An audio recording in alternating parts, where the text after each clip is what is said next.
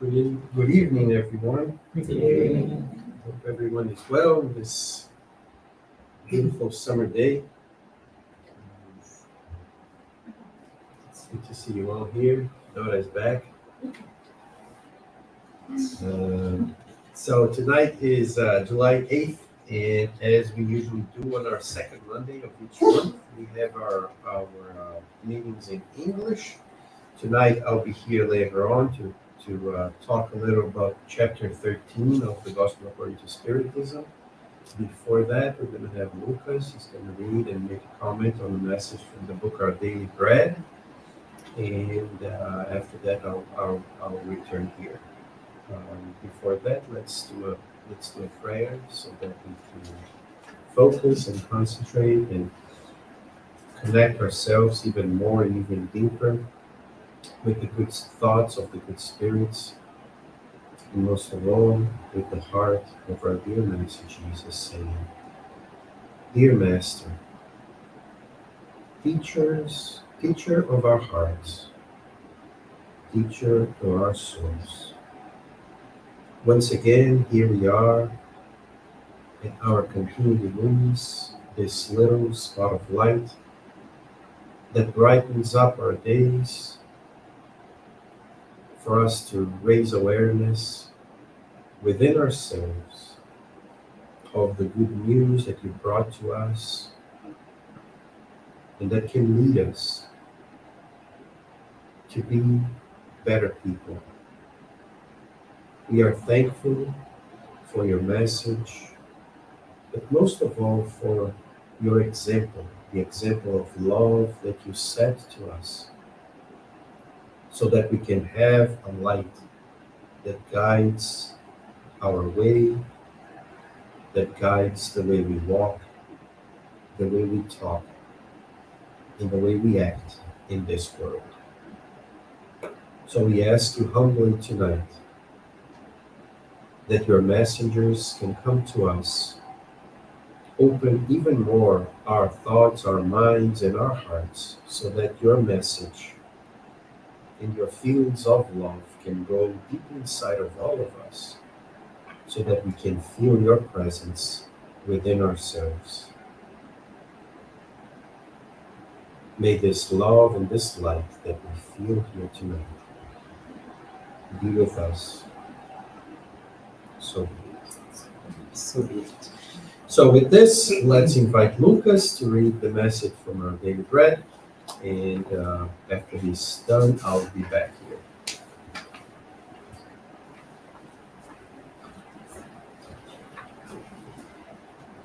Good evening, friends. Good evening. Before I start the reading of today's message, I'd just like to share something with you. As Mackenzie was speaking, and it just came something to my mind as I entered the spiritual center today. I felt a different energy compared to how I was feeling before I got in here, and I realized that he was saying the prayer that happened because I was allowing myself for God and Jesus to be with me in me at that moment. It was very special. We were having a talk, Simone and Nancy and myself outside, and I felt it all the way through the conversation that we were having, a different and special energy. And of course, it was because I allowed myself to feel that way. So I invite everyone, once you come here and on your daily activities, try to feel the presence of God, because He made a difference for me today. I'm a little emotional now, but I had to share that with you. Before we start with the reading, which is from the book Our Daily Bread, chapter 165, titled False Speeches. Do not merely listen to the word and so deceive yourselves. Do what it says. This is in James 1:22. It is never too much to comment on the importance and the sacred character of the word. The gospel itself affirms that in the beginning it was the Word, and if we examine closely the actual state of the world today, we would recognize that all of the existing difficult situations originate in the poor application of the power of the verb. False lectures fooled individuals, families, and nations. Some believed in vain promises, others in false theories, others were still anticipating liberty without assuming the obligations. Races, groups, and peoples, upon identifying the illusion, mutually accuse one another, seeking the paternity of the faults. The creation of the human verb has cost much blood and many tears. It would be impossible at this time to compute the painful price or determine the amount of time that will be required for the precious rescue. In the whirlwind of the battles, the friends of the Christ can seek refuge and take advantage of the treasure of the gospel, benefiting his individual sphere. Being able to comply with the words of the Master within us, this is related to what Mackenzie said, is the divine program.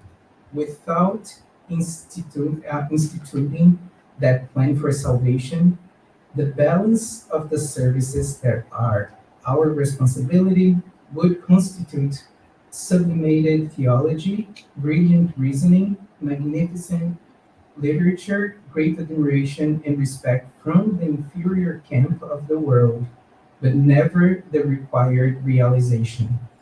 That is the reason why it is always dangerous to stop on the path and listen to he who flees from the reality of our obligations. When I first read the message today, the first thing that came to my mind was fake news. The second paragraph here, it says the gospel itself affirms that in the beginning it was the verb. And if we examine closely the actual state of the world today, right, we talk about a lot about fake news and how we are using the verb in the messages that we receive incorrectly. So that spoke to me very clearly.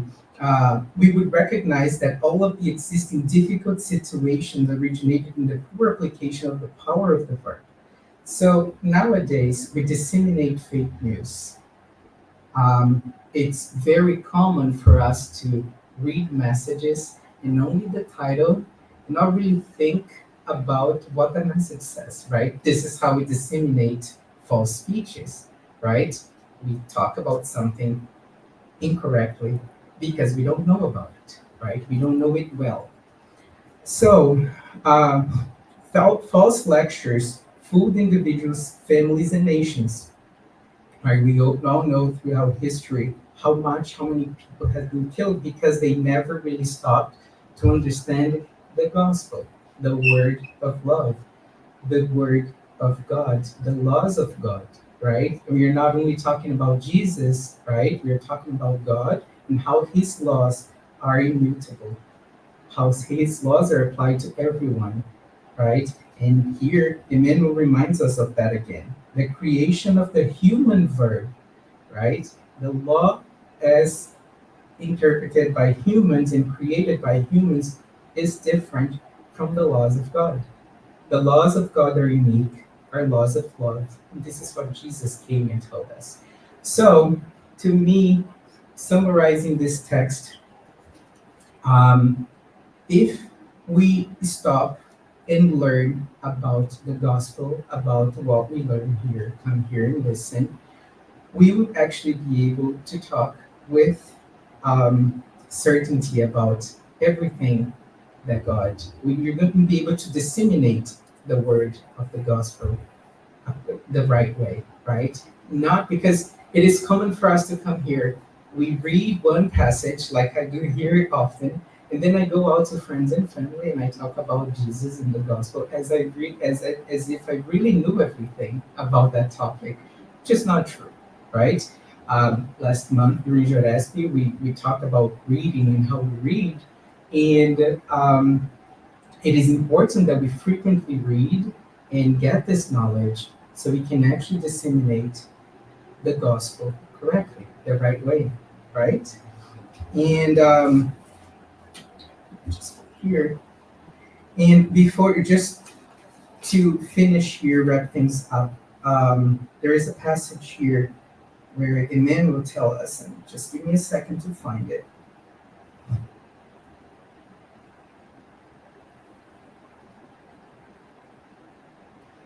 That is the reason why it is always dangerous to stop on the path and listen to he who flees from the reality of our obligations. And it is interesting because yesterday I was rereading Nosula by Andrea Luis, and when I finished the first chapter, I had to highlight the last paragraph because it really caught my attention. And today, as I was reading this, I was like, oh, I'm going to bring that over to finish, to wrap up the message, today's message, because Andrea Luis reminds us in Osula, and this is my translation, I hope I don't miss anything. Um, so after Andrea Luis goes like, so here is in the moment that he's in the ground and he still hasn't really realized about everything that is happening to him. And he tells us, friends on earth, how many of you can avoid? Oh, here it is. Thank you. Oh, dear friends on earth, how many of you could avoid the bitter path of sorrow by cultivating the inner fields of your hearts? Light your lamps before crossing the great shadow. Seek the truth before the truth finds you unprepared. Sweat and work now, lest you lest you cry later. So it's very interesting because there is that saying, especially not sure if there's it in English, but in Portuguese we say that um, we speak what's in our hearts. So I'm not sure if that's in English. We have that saying in English as well, but my advice for all of us today is that we fill our hearts with love and peace, with the gospel, so we can actually disseminate not false speeches, but all of that that Jesus taught us. Mackenzie, you're back.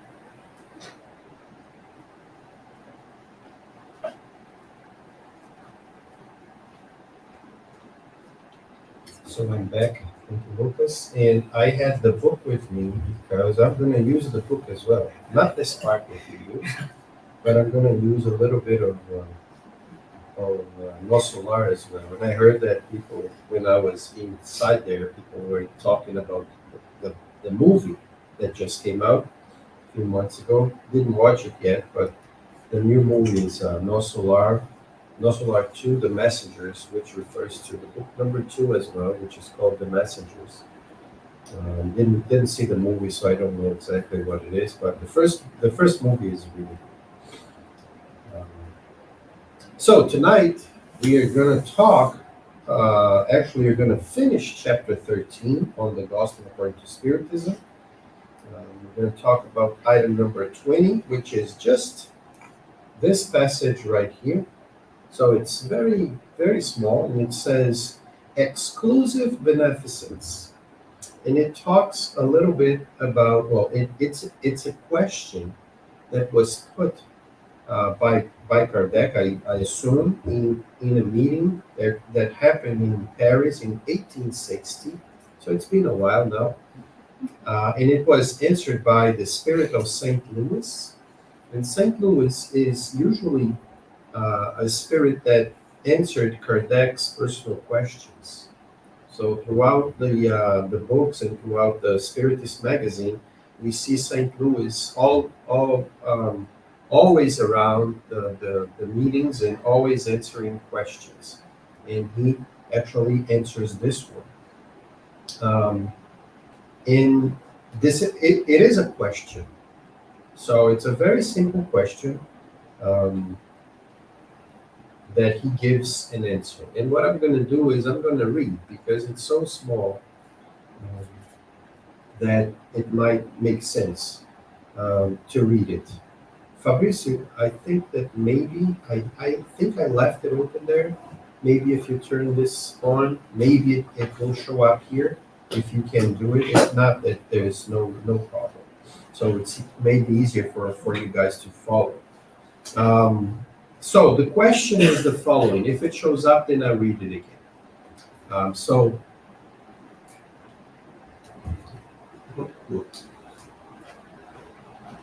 If you turn it's the first switch on the wall, the first on the, yeah, that.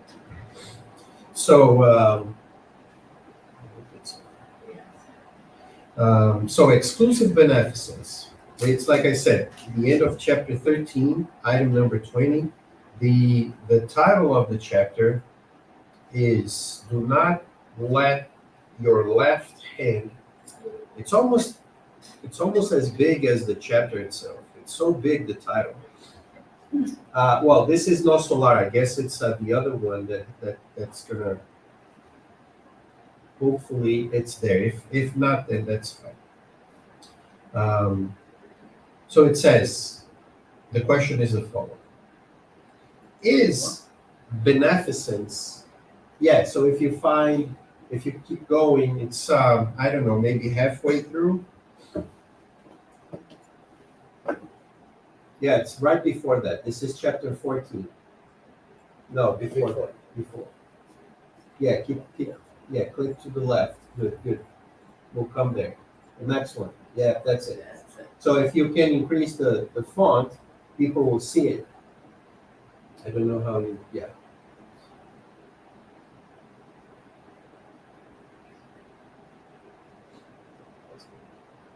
Yeah, your roll that increased. Good. Yeah, you can start right there, but you can make it bigger if you can. Can you roll it up? Yeah, make it bigger. Yeah, a little more. Good. To the front, yeah. Okay, so can you guys kind of read it there? Yeah. A little bit? Mm-hmm. Okay, so that's probably exactly the same translation as this chapter, this book. And do you know how to put it online for people to see it on OBS so people can see it too? Thank you. So, is beneficence rightly understood when practiced exclusively among persons of the same opinion, the same belief, or the same political party? So Kardec or someone asked, okay, we're talking about beneficence. We're talking about doing good to others. We're talking about, going out and doing good to the world. So it is kind of a good question to say, okay, what and to whom am I going to help? To whom am I going to provide help? Am I going to help only the people that are of the same opinion as me, of the same political party, of the same belief, of the same opinion? So let's say that I am a Martian. I was born in Mars. And then comes to me a person from Venus. And then I look at the person and I say, oh no, you came from Venus. I'm not going to help you anymore because you're from Venus, or you're from Jupiter, or you are from Saturn. You already have all those beautiful rings. Why do you want more help from me? So that's basically what he's asking here. Should we provide help to anyone? Or should we reduce the amount of people that I can help based on something? And there's something that he's mentioning here is opinions, beliefs, and political parties. Okay, so I'm going to stop at the question because the answer, I think that we kind of know what the answer is, and especially because he starts the answer with no, right? So I don't even need to read the rest. He just says no, and you explain it why, but we're going into that a little bit later. But when I see this question, and that's one of the reasons why I brought No Solar, and I'm going to read a passage from here too later on, so I'll ask Fabrizio later on to put a passage there. It's from a chapter deep within, chapter number 23, but I'll get to that later. But this question, when they say, when the person who asked says opinion, belief in political party, same, we are restricting something. When we say same, we are restricting. We're not opening up. Because I say, I have a chair, and then the other one says, I have a chair too. It's the same as yours. Restricted. It's not open. I don't even need to think about it. It's the same. But when I think about the question, although he only mentioned opinion, political party, and beliefs, there's a big problem when we start limiting the same. Because of exclusivity. Because of something being exclusive to me. So, if I tend to think that way, that I can only do it that way for that person, for that kind of person, once I find something else that I deem to be, that needs to be the same to me, I will limit even more. And then I find something else, then I'll limit again. And then I'll start limiting more and more and more and more. And I'll start excluding everybody else. So it might start with a political party. But then, inside the political party, I can find, so you're inside from the political party, but now you don't have my belief. So even though you're from the party, don't have my belief, you're out. Now, you have my belief and my political party, but you don't have the same opinion as me, so you're out. So all of a sudden, who are you helping? Only you. Do you see how this thing goes? Because it doesn't matter what it is. It doesn't matter. If I start with the opinion and then go to belief, then go to the political party, is the same. Because it always ends up with something that I want. And that's the big problem. Because we tend to be very egotistical in that sense, that we put our egos, what I want, in face or in front of what the others need. Not what the others want, but what the others need. We all want something, and we all need something. Sometimes what we want is what we need, but sometimes it's not the same. But if I start limiting how much or what I can help, there might be a reason for it. There might be a real reason for it, and not my ego. But I have to be very sure if it's because of a real limitation or it's because of something that I want, which are two different things. So let's say I have a limitation and I have a limit of how much I can help in terms of money. I only have this amount. So based on this amount, I can choose to help up to this point. More than this, I cannot, there's not much that I can do. I can maybe cross the line a little bit, but it's not going to be too much because I'm limited by it. But it's not my personal limitation, let's say. Maybe it is, but let's say it is not. I have this limited amount of money that I can donate. So I will donate. To whom? Then it's my choice. And that's where the question comes. Who am I going to help? And what the question is asking me is, okay, now I decided that I'm going to help. I have the possibility, I have the capability, I have the will to help, I want to help. Now, how do I choose? Do I limit this help now? I already limited in terms of amount. I can only help up to, say, I don't know, a chair. That's the only chair I have. That's the chair I'm going to give. Who am I going to help? What is the question that I'm going to ask about the person or the group that I am going to help? What is the question to decide which one? So, for example, I'm going to give a real example. So I think it kind of maybe will make it clearer. I have we here at Cantinho, right? We decide to donate to groups when we do like the Christmas party at the end of the year.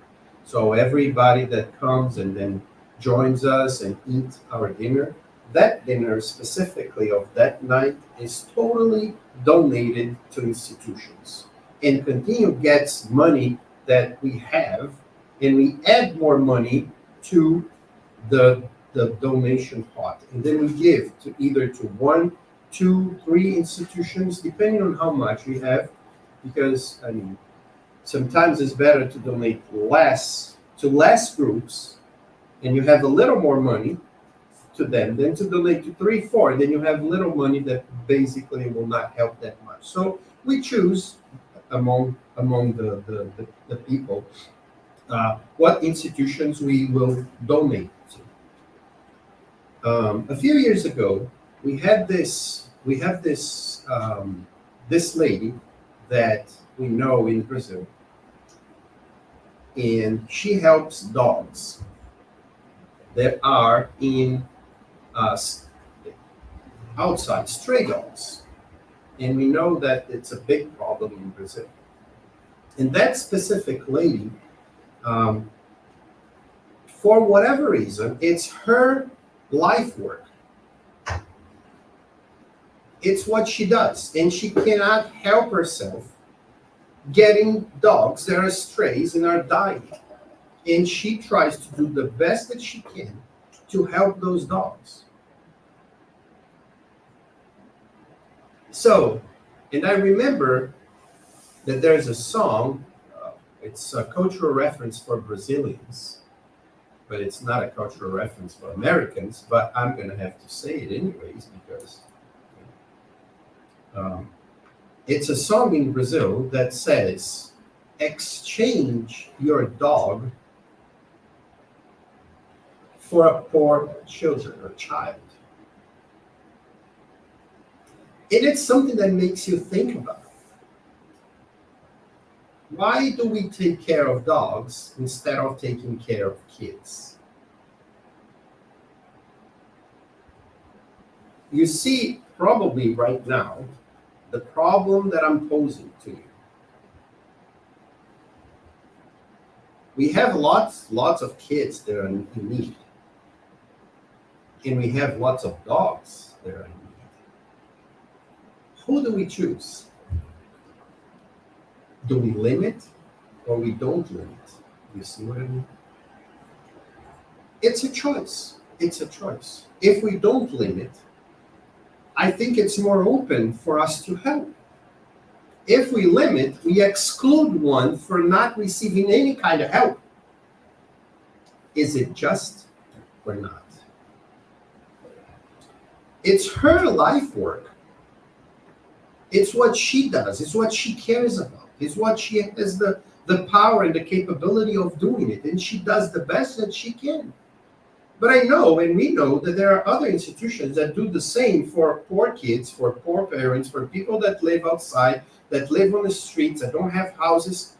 And both are good jobs. They need to be, in some way, provided.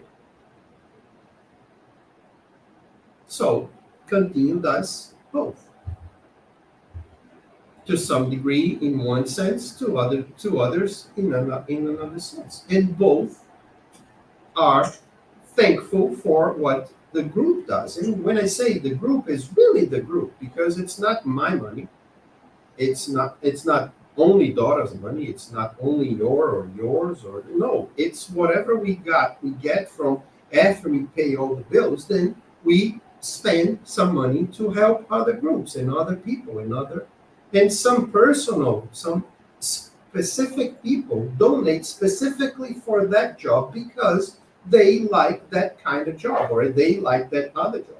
And I'm talking about an institution, but we can do the same type of thing individually in our personal lives and do whatever we want and choose whatever we want. The question here, though, is how do we choose and how do we limit in terms of conscience? If I'm helping, period. That's it. Which is good enough.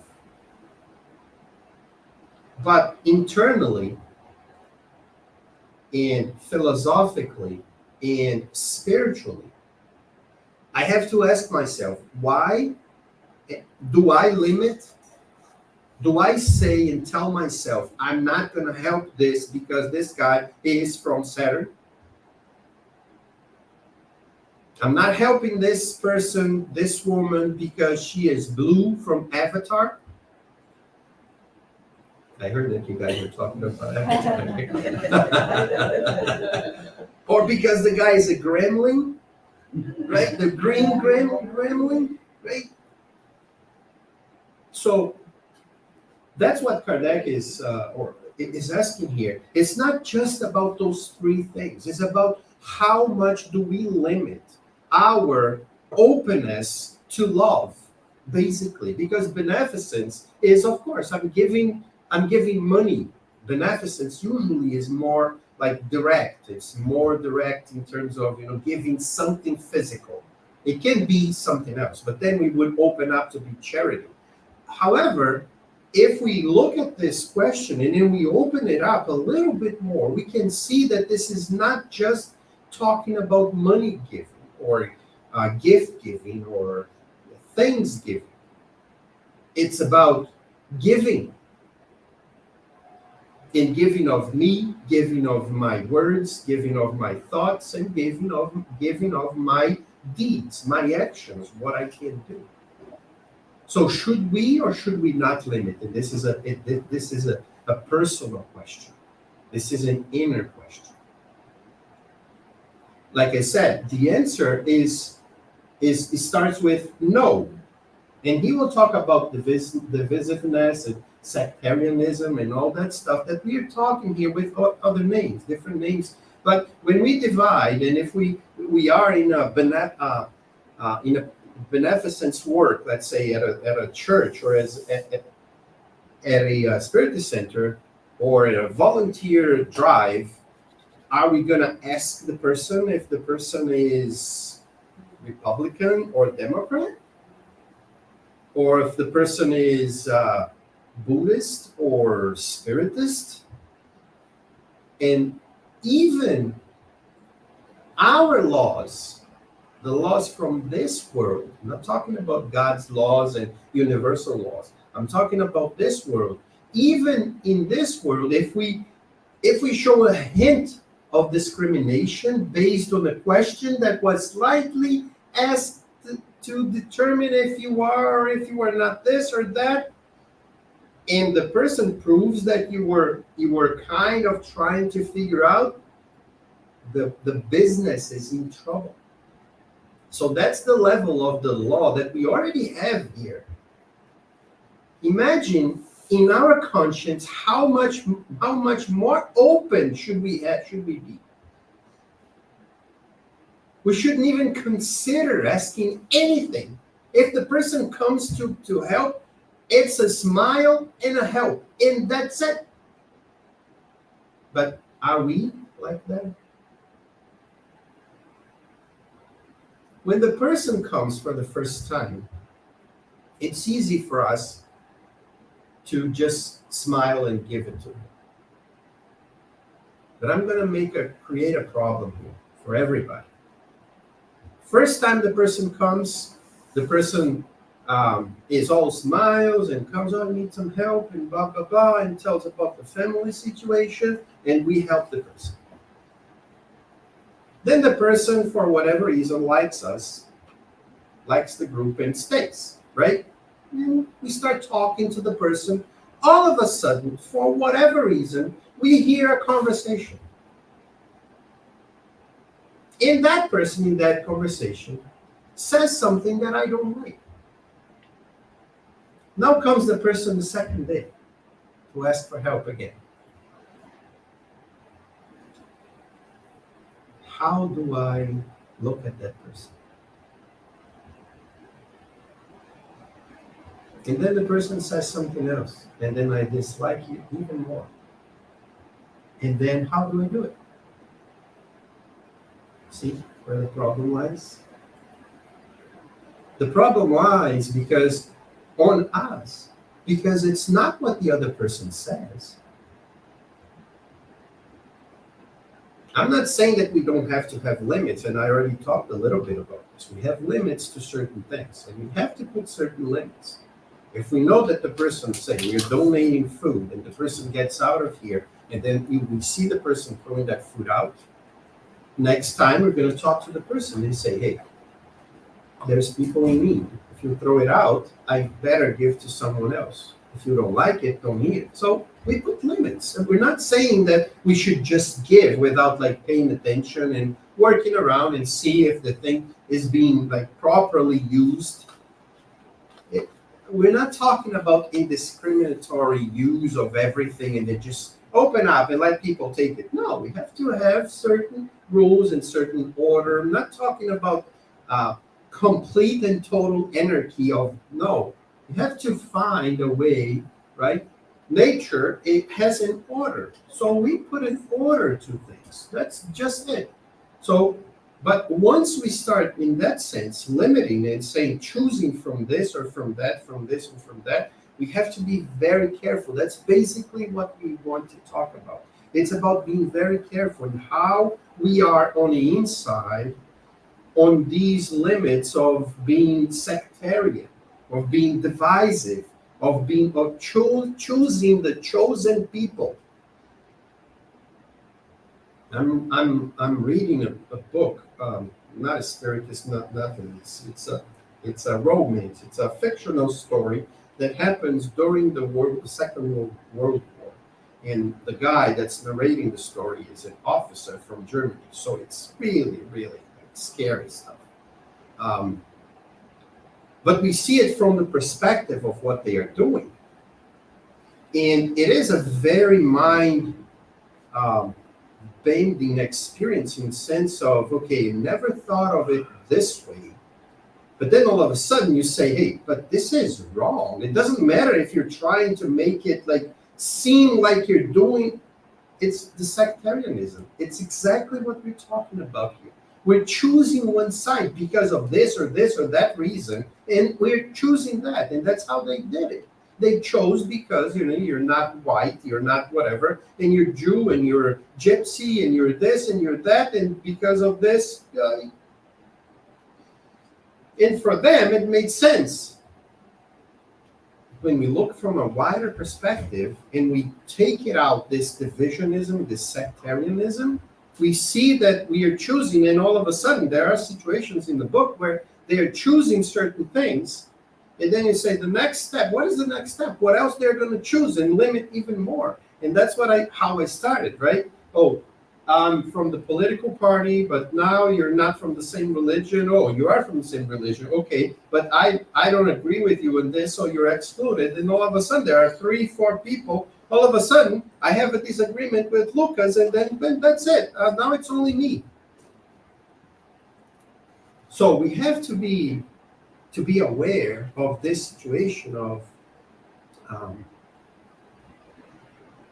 not exactly of what I am doing at some specific moment, because sometimes we're not donating or doing anything to anyone, but how are we looking at people and separating and tagging people and putting like, oh, this is tagged, this is that Dora is this way, Louise is this way, and then we tag everybody, and then okay, I'm gonna separate these people from this side. The biggest one is men and women. Then within men and women is, okay, there are this and this. So this is black, this is not black. This is Asian, this is not Asian. We already have the natural division. I mean, we look at the person and we see that the person is black. That's it, the person is black. What else? Yeah, the person is from Asia. The person is whatever. Then if we are not careful enough, we will be, instead of working together, as Jesus says, he says, if he's not against us, he's for us. So he wants to include everybody. Some people use this and say the opposite. If he's not for us, then I'll fight it. It's like even more separated.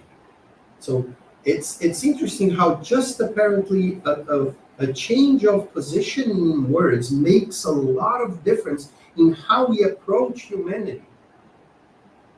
So I'm going to read the rest. I only talked about, I didn't only talk about the question, but most of the question. It says, no, so beneficence is not to cause separation. No, because it is especially the spirit of sectarianism in political parties that must be abolished for all humans, because all humans are brothers and sisters. True Christians see only brothers and sisters in their fellow beings. And before helping those who are in need, they do not ask them about what their beliefs or opinions might be. I don't ask what their opinions or beliefs. Would Christians be obeying Jesus Christ? And Jesus is one that I always say this. Jesus is one that doesn't like pat us on the back because we did something. He asks, why didn't you do more? He is one of those guys that I think if we tried to be friends with Jesus, we would not like to be friends with him, because he would look at me and he says, okay, let's go work. Why are you complaining? What's the problem? Remember Chico Xavier and Emmanuel, when we hear some stories about them? And people say that Emmanuel was not Chico Xavier's spirit mentor, was his obsessor. Because Chico one day had a problem in his eyes, in one of his eyes, and he didn't want to do something, and Emmanuel looks at him and he says, but you have the other eye still working. So what kind of spirit mentor is that? So I think of Jesus as someone that helps us, but he's always asking, hey, come on, why are you not doing what you need to do? What?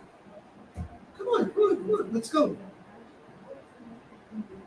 Of course we need to rest, and I'm joking, but Jesus raises the bar, and that's what he says here. He says, would Christians be obeying Jesus' precept, Jesus Christ's precept, that says to love even one's enemies? And he asks, what are we doing if we're only loving the ones that love me? What are we doing different than the other? We're not doing anything different than anyone else, because to love the person that loves me, well, it can be hard sometimes, of course, but how If this is hard, imagine how much harder it is to love the one that hates me. And that's what he asks. He asks us to love our enemies. If they sent unfortunate individuals away because they profess a different belief system. So what would Jesus think if he's asking, love your enemies, and now comes a person that says, hey, I am from this political party, or I am from this religion, or I don't like what you like, and I'm not going to help him because he doesn't like what I like, or because he's from... That's not being a Christian. That's basically what he's saying. So I'm going to read the rest. Therefore, help them without asking them to give an account of their conscience. For if they are an enemy of religion, it will be a way to lead them to love religion, to love it. Sending them away because they are from a different religion would cause them to hate it. So, I'm not going to say that in whatever type of reasoning this makes sense, but to me, it makes total sense that if a person that comes and I don't like religion, or I don't like this or that, or you're doing this because you want something back from me, and they say, okay, you can believe whatever you want. What I'm here to do is to help you. Blame me if that's incorrect. The person might not even, because of what we do or what we did or what I did, like it. But at least he will not have anything to say that, okay, see, that person didn't help me because I am, and put whatever name it is, because I am blue, because I am from that planet, because I am this, because I am that, because we didn't ask, and we just decided to help. When I read this, and every time I think about similar ideas to this, I always remember a specific passage in O Solar, and that's why I wanted to bring it. And this passage in O Solar deals a little bit with what this is, but it goes even, I'd say, a step further. Because here we're talking about helping strangers. On chapter 23, if Fabrizio can put it there for us, I kind of left it there. Let me see if I find it. Yeah, 23. It says, okay, so chapter 23 says, the title of the chapter is Knowing How to Listen. And it's a very, very interesting lesson. Very, very, well, the book is amazing to me. It's every chapter is almost as if it's a complete story in itself, and you can take so much from a chapter that basically sometimes you don't even need to understand the whole story. It is almost as if they are like chapters written specifically as messages, but it's all part of the story. But in this specific moment, what's happening in the story, I'm just going to situate everybody. So Andrea Luiz is in the house of, I forget her name, Laura, and they have been listening and talking about the hour bonus on the previous chapter, and he was very interested in that story and so on. But then they go into the house and they're talking, and then all of a sudden comes this spirit. His name is Lysias. So he comes with and he says it's almost as if it's a radio,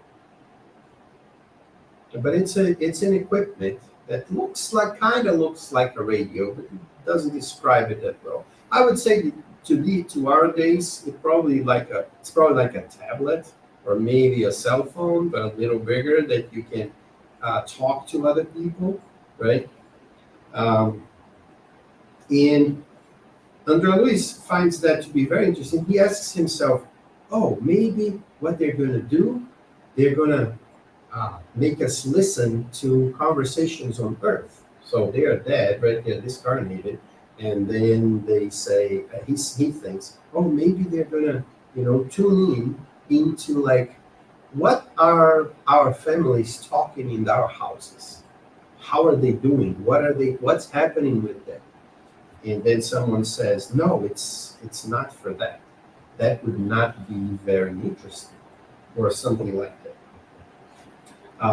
Says, go.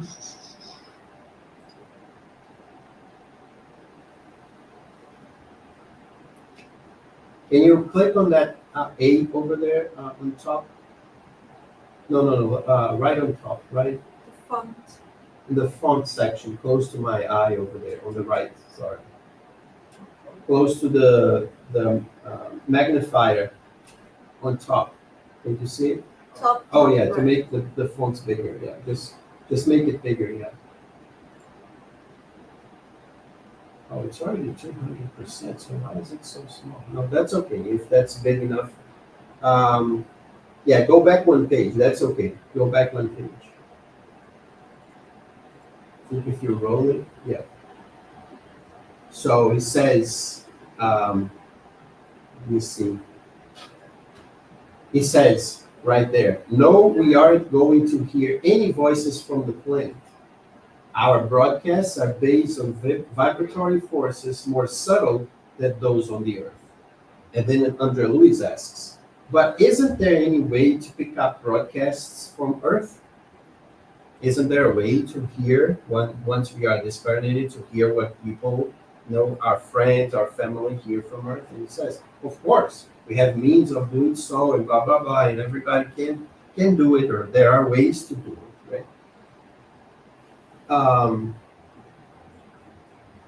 Do you really think so? Because he says we only get like news from higher spirituality, and lofty teachings are now much more important to us than any earthly thought. So he says, okay, everything that we're receiving from up down is much more worthy than listening to stuff from Earth, because usually those thoughts are not as good as the ones that come from higher realms. And he said, Andre Luis, being a spirit like us, right? We're gonna want to talk to our moms, to our dads, to our parents, our kids. Or, do you really think so? What about the relatives we left behind? Our parents, our children. Remember, Andre Luis died, and he left his wife back there. He left his kids. He left his family. Everybody was still there, and he was alone up there in Losovar. So he wanted news. That's what we would ask, I would assume. So if you can go on, Fabrizio, to the next one. And he says, I thought you would ask that. I thought that you would, ask me this. I was expecting that question.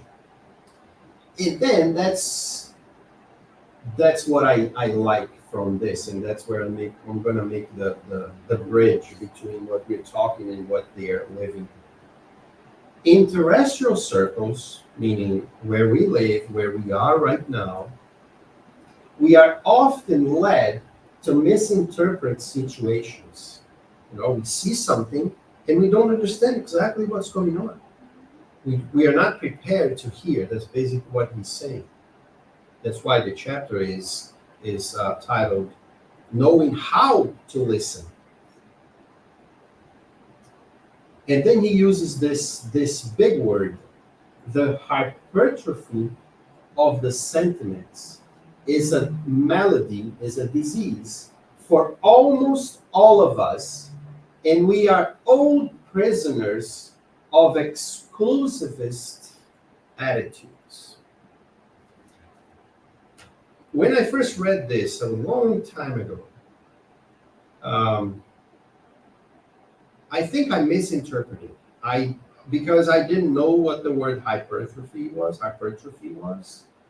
and I think that I just read it and just passed it through and didn't even pay attention to it.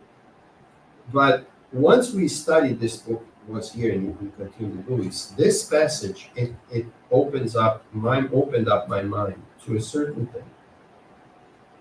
We all know, or we know a little bit more, the word atrophy. So, oh, this guy, so when we have children's paralysis, right? We have our legs, for example, right? They're very thin because the muscles don't work. So, like astronauts, when they come back from being outside the gravity field, the muscles are much weaker, and the muscle diminishes because they're not being used all the time. So every muscle that we don't use, it atrophies, it reduces in size. Hypertrophy is the other way around. When we use too much of a muscle, it will grow more than normal. There's a movie that I find very, the image to me is very funny because there's this guy in the movie. I think, I can't remember the name of it right now, but it's from that guy, M. Night Shyamalan, that did the Sixth Sense. That there's this guy that he loves baseball, I think, but he only uses one of his arms to bat. And one of his arms is like this big, monstrous arm, because that's what he does. He uses all the time to hit it. And the other arm is normal. So one is normal and the other one is huge. So when you look at the guy, you see, what the heck is that? That is an hypertrophied muscle. It's overused. It's used more than what it should be. Let's read it again. The hypertrophy of the sentiments. Look what André Luiz is saying. He's saying that we are using our sentiments way more than what we should towards what? Then he keeps going. For almost all of us, and we are all prisoners of exclusivist attitudes. So we are using our sentiments much more towards one thing than towards the other. And what are we using it for? We often regard our family as solely related to blood ties, and we forget our broader obligations. So remember when we were talking in the beginning? Political parties, opinions, and beliefs? Family is one of these limitations. And we forget, as he says here, that everybody, true Christians, see only brothers and sisters in their fellow beings. So we are all family, but we tend to hypertrophy our feelings, our sentiments towards our blood ties. That includes the animals too. Yeah. It includes everything. Trees, animals, and it doesn't matter. So, is it easy? It's not easy. Not talking about being easy. Jesus says, love your enemy. So he's not talking about easy stuff, and that's not what we're talking about. We're talking about ideals. We're talking about where do we need to bring our minds to so that one day we can bring our hearts there. Oh, a professor comes to teach us something. Oh, he comes to teach us calculus. He came to teach us multiplication. He came to teach chemistry. First class, person enters, the teacher enters and starts teaching. When we leave the classroom that day, do we know everything? No, that's not how it works. It's just the first time, just the first class.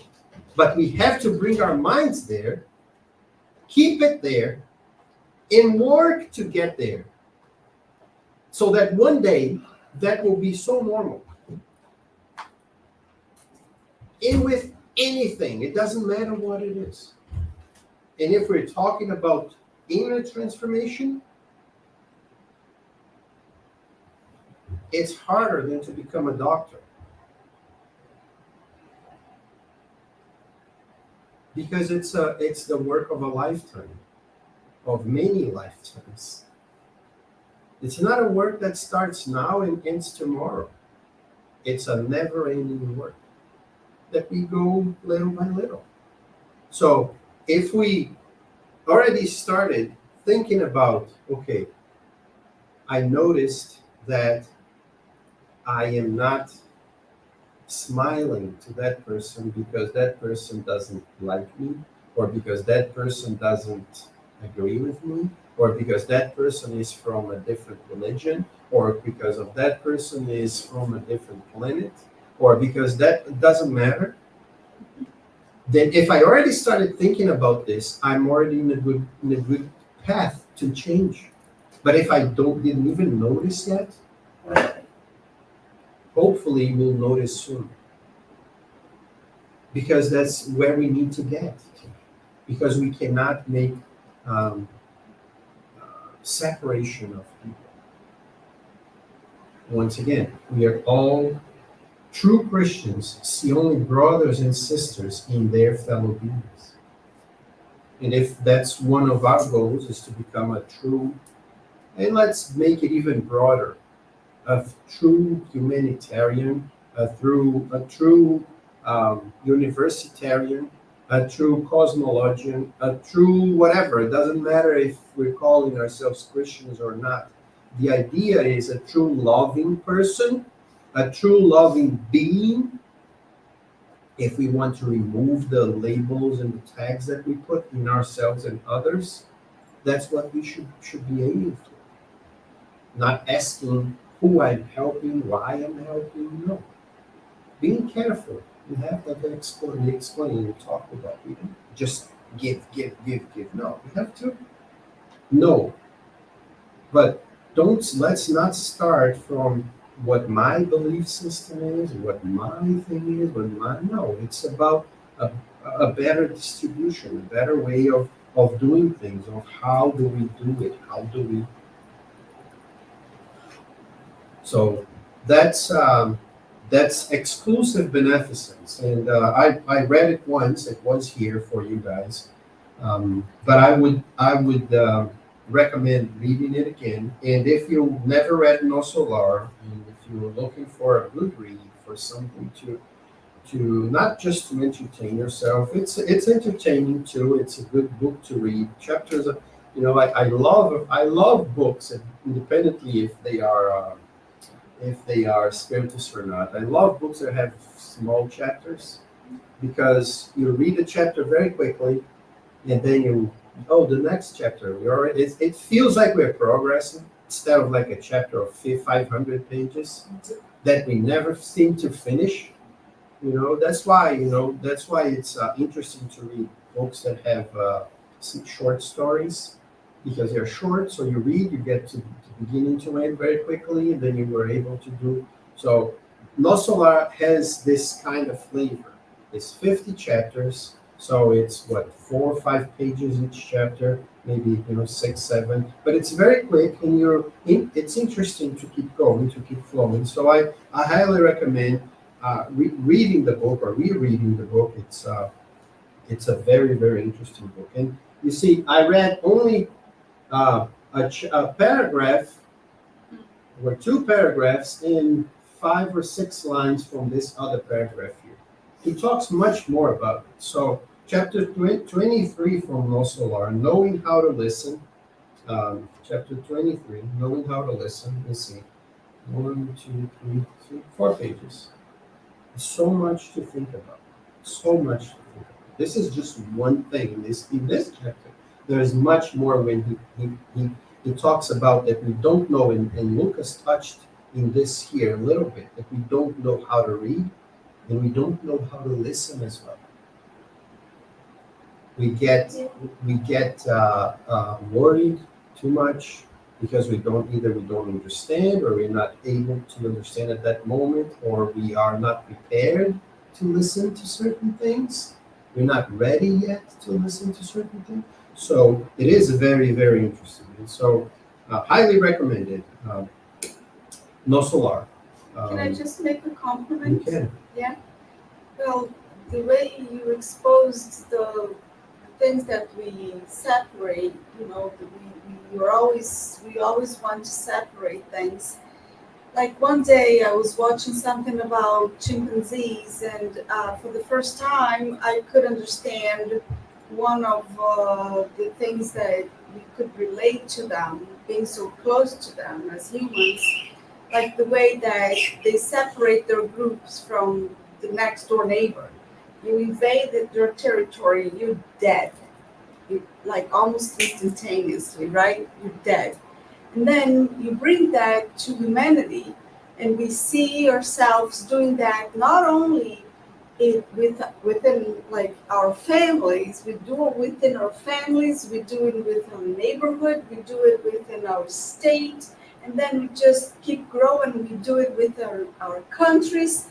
And then yesterday I was watching with my son again Independence Day, and it just, now you're bringing this up, it just blows the mind, because then we are doing it as humans in that movie. Now we are killing the extraterrestrials. Like, I like the way you kept putting the people from Saturn, and because it is true. Like, if we don't wake up really quickly, that's the next step. Yeah, we unfortunately we see it all the time. That's why I love this quote from Nosolar. This really is something that stuck in me from this book, because when I really understood this, and I got to this hypertrophy of sentiments, that we tend to make it an exclusive group and everybody else is not. And then all of a sudden, because this is not of my group, I can kill it. Yes. I can kill it because it's not part of my group. And by killing it, I'm not even saying that physically killing it. I kill the idea, I kill the possibility, really separating other groups is really like killing the idea. It's killing the other groups. And talking about the Nazis here, right? They tended to in their propaganda, they tended to show the other groups as animals, like as if they were like one type of animals and the other ones were other types of animals. So they would talk about the Jews and the non-Aryan people as being mice, and they were kind of the cats that were. And if they are animals and we don't care about animals, they're just. But I mean, we're talking about this because I'm reading the book. But if we go back and we see Jesus, we see that he goes and talks to a woman that's in front of a well, and she says to him, "Why are you talking to me?" Look, it's not that Jesus is talking to her only; it's that she is so divisive, and the society is so divided. It's so like spread apart, and I cannot touch you, I cannot do this, I cannot do this. That when he comes to talk to her, she comes to him and she says, "Why are you even talking to me? You know that you're not supposed to." Look at that. So it's not only that it is hard for me to do it, to go and talk, but it's the other one. The mind is so into that divisiveness that when we try to get close to, we cannot, because the person will say, "Hey, this is wrong." You cannot. So let's say people that say, for example, that homosexuality was a disease, right? It is a disease. There are a lot of people that still think like this, right? It's just insane. But that's how they used to say it. So you cannot even get close because you're gonna catch the disease. What the? How come this is? But so we cannot touch the woman because she is having a period. Oh, I'm going to be unclean. What? But that's who we were. Unfortunately, that's what some people still are. So, and when we see these things, it's part of what we were, and that's why it is so hard for us to get to this idea here, to these ideas that are so much bigger. Like I said, Jesus raises the bar to a limit to make us really say, "Oh, it's impossible," but it's for us to look up instead of keep looking down.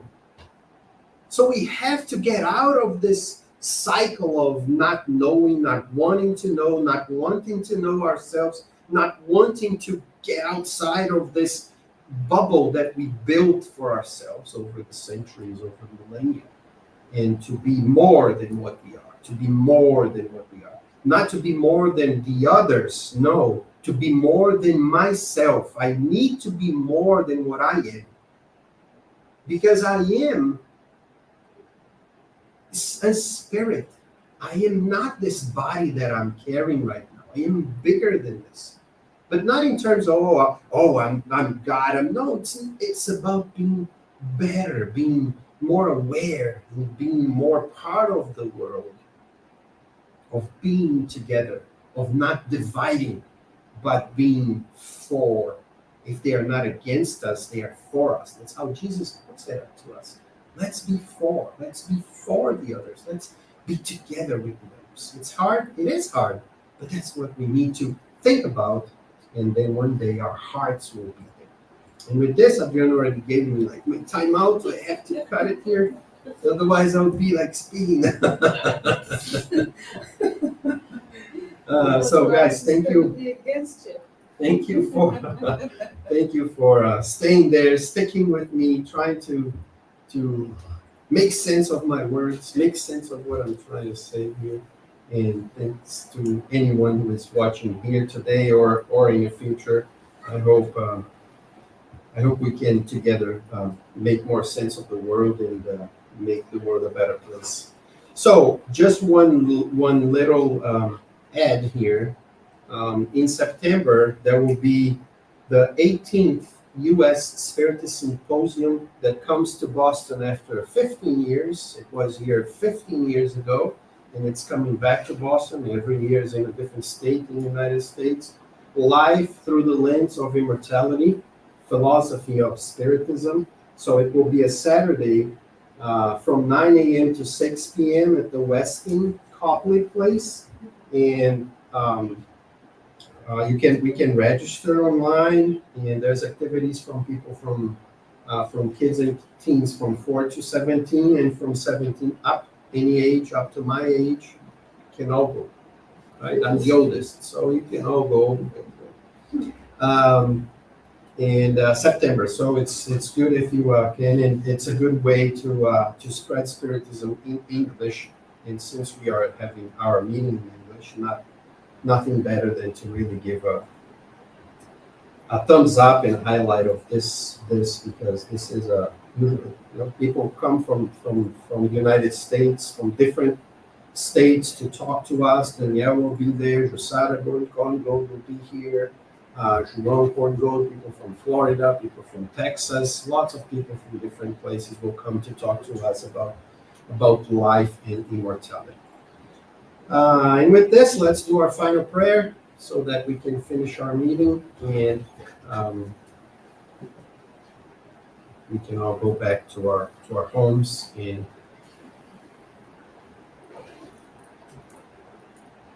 so raising our thoughts and thinking about God, our Creator, the one that gave and gives us life. Dear God, it is with our hearts full of hope and full of love that we are here tonight, and that we receive and received and will always receive from you these feelings and these emissions of love and of light. And we are grateful that we were all touched by you, by the message of our dear Master Jesus, that makes us not only think about who we want to be, but actually help us on our pathway to becoming a better person. So thank you, God, for trusting in us, for giving us these messengers that came to us to leave messages, to leave good thoughts, good feelings, for us not only to enjoy, but to learn, to feel, and to embrace this message of love and fulfillment. May your love that surrounds us all the time be kept within ourselves, but also through our words and our actions, get out to the world, to everyone that touches us. And may this love also touch our families, our friends, and maybe even more, the ones that have something against us. May your love touch their hearts as much as your love touches our hearts, so that we can understand that we are all brothers and sisters. May your love, may your light, may your compassion be with us tonight and always. So I guess that's it. We're gonna have passes. Yeah, still having the passes, so I'm gonna put some music there, some songs, and we will finish with. Thank you.